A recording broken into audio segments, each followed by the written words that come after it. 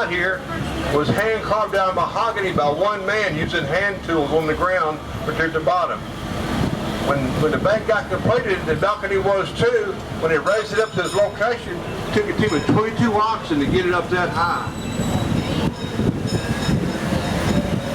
And again, we're on Duval Street, like I said.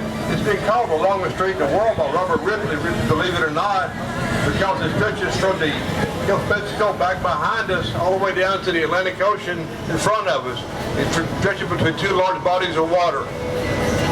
In reality, Duval Street is just 14 blocks long. It takes about 25 minutes to walk, unless you do the Duval Crawl. Duval Crawl is where you drink up one side of Duval and crawl back down the other. It's a popular drinking game here in town with tourism.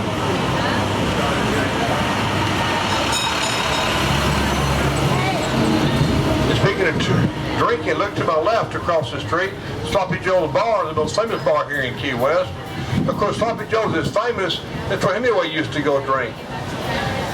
Sloppy Joe's opened December 5th, 1933. Anybody back there know what day that was? That's the day Prohibition ended. So you could drink whiskey legally again in America. When Sloppy Joe's was first opened, it didn't have, ma'am? Is this where we get on? No, ma'am. Go back down one block that way. Okay. Where it is. Anyway, Sloppy Joe's has all kinds of Hemingway pictures in there, memorabilia, photographs, fishing poles. When he passed away in Idaho in 1961, he shot himself. You may not know that. When he passed away, his widow came down to Sloppy Joe's to his private room, and she found a manuscript to another novel he completed, Islands in the Stream. They published that posthumously in 1970. Duval Street's named for William Pope Duval, the first civilian governor of the state of Florida.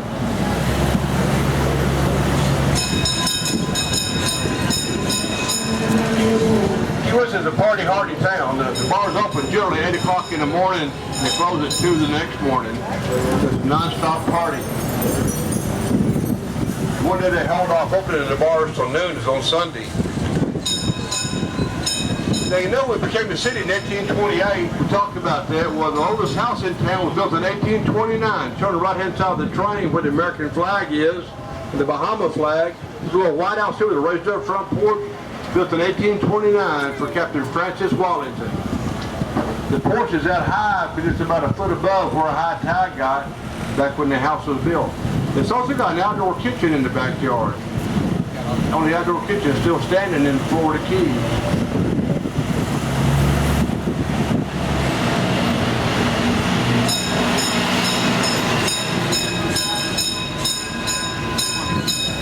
Coming up now on the right-hand side of the train, this tall yellow building with a brown trim is the only skyscraper we have in town. La Concha Hotel, a full 6 stories high.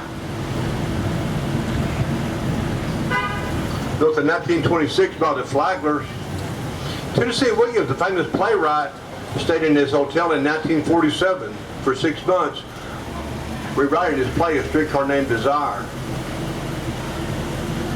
Oh, also, he may not know the first name of that play, Streetcar Named Desire, was The Poker Night.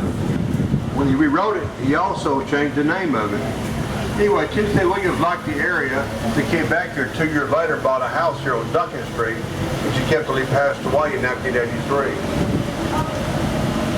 But of course, the man that put Key West on the map was everybody else put together was Jimmy Buffett with that one song, Margaritaville, in 1977.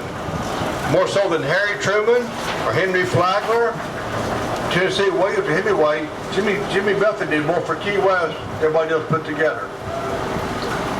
He built his original Margaritaville bar and restaurant in 1985. We're going to pass by that here on the right-hand side of the train as soon as we get a green light here. They get, of course, all over the world right now, but the first one was right here in Key West. He lived here for almost 7 years. He lives in Long Island now. You know, here Margaritaville is on the right-hand side of the train, right past Fast Buck Freddy's. This first building is a gift shop, turquoise trim. The second building is a bar and restaurant. Go in there and change your attitude, latitude. Cheeseburgers in Paradise are all in there. So on the right, this large yellow building is the San Carlos Institute. built to resemble Havana City Hall by Cubans.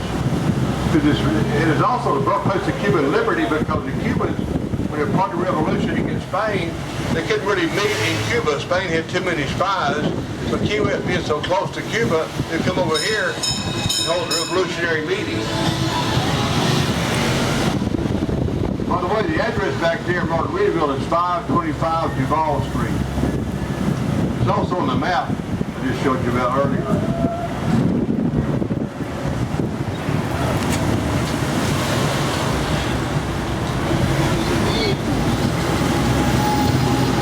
Not too noisy here. I'll tell y'all how Hemingway, out of all the bars, we've got over 200 bars in Key West.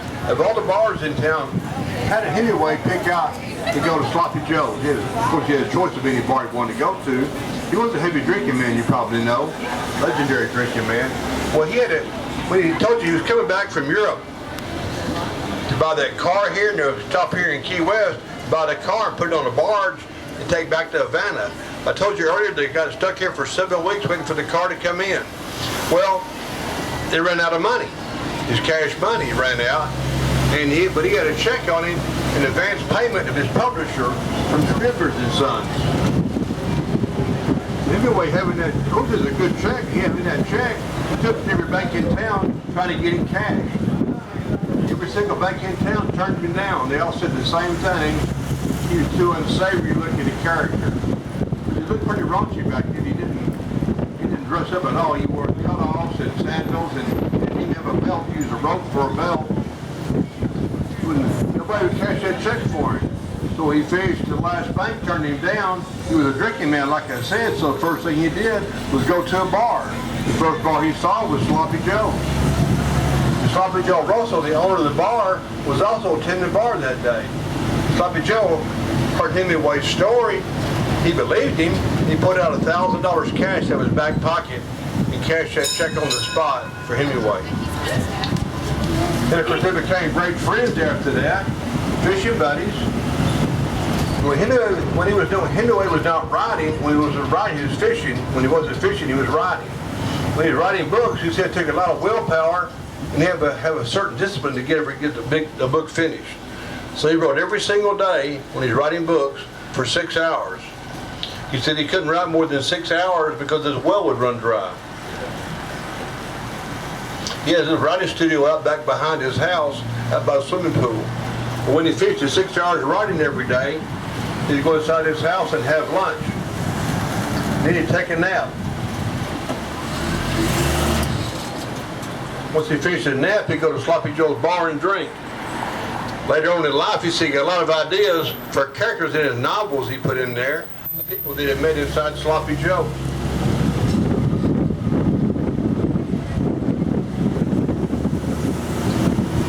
We're going to pass by the Hemingway house one more time. Our next stop is about 3 minutes away. Give the option to get off the train up here and walk back to the Hemingway house and come back to where you get off to take another train to finish your tour.